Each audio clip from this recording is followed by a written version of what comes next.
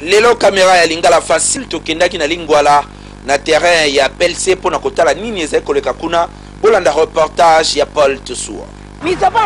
Terrain oyo appelle Z na lingwala ezalaka fulu e matangomba lingala facile alobeli yango lelo boye bakonzi bayoki tala balongoli matiti kasi mokolo ya lelo ezalaki nde benda bika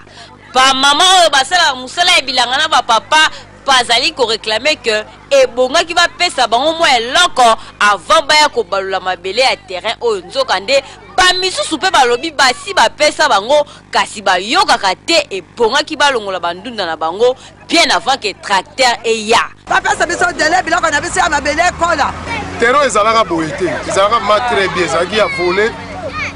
ya basket ya bali bato basalaka bilanga baza na droit na kati ya terrain oyo te